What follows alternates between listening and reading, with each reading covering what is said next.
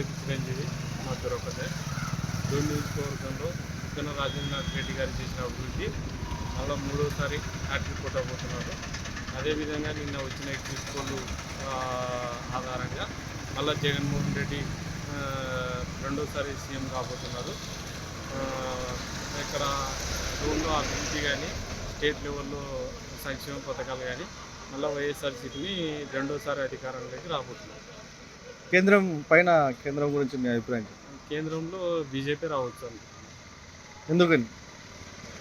Narendra Modi, BJP ఇక్కడ కాంగ్రెస్లో సరైన ప్రతిపక్షంలో లేరని వాళ్ళ అభిప్రాయం. మహేశ్వర్ రెడ్డి 23వ కౌన్సిలర్ డోన్లో నిన్న జరిగిన ఎగ్జిట్ పోల్ విషయంలో దాదాపుగా వైఎస్ఆర్సీపీ క్లీన్ స్వీప్ చేయబోతుంది. అందులో భాగంగా డోన్లో కూడా మినిస్టర్ గారు మంచి డెవలప్మెంట్ చేయడంతో పాటు డోన్లో కూడా మంచి మేరతో గెలవబోతుంది. సెంట్రల్లో మోడీనే హ్యాట్రిక్ విజయం సాధిస్తుంది. మా ఊరు చనవనండి. నిన్న టీవీలలో వచ్చిన ఎగ్జిట్ పోల్స్ గురించి మీ అభిప్రాయం చెప్తారా? నిన్న టీవీలలో వచ్చిన దాని గురించి కదండి, మేము ఓటేసిన దాన్ని బట్టి చెప్తున్నానండి. మా ఊర్లో అయితే ఖచ్చితంగా కూటమి వస్తుందండి. స్టేట్ లెవెల్లో ఏది వస్తుందని మీ అభిప్రాయం? స్టేట్లో కూడా కూటమి వస్తుందండి. స్టేట్ లెవెల్లో కూటమి వస్తుందండి.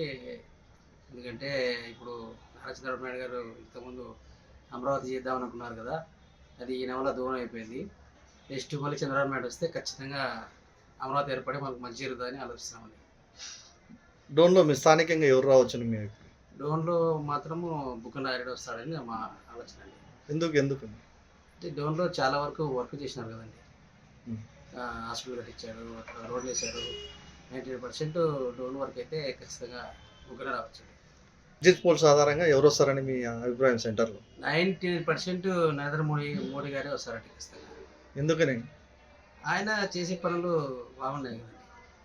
అందులో చాలా వరకు మన రాష్ట్రాన్ని, మన దేశాన్ని ఆర్థికంగా బాగా బలం చేసినారు కాబట్టి చాలా వరకు విదేశీ పెట్టుబడులు అవి ఇవి దండికి వచ్చినాయి కాబట్టి నా ఒక్కనే ఆలోచన ప్రకారం చెప్తానండి.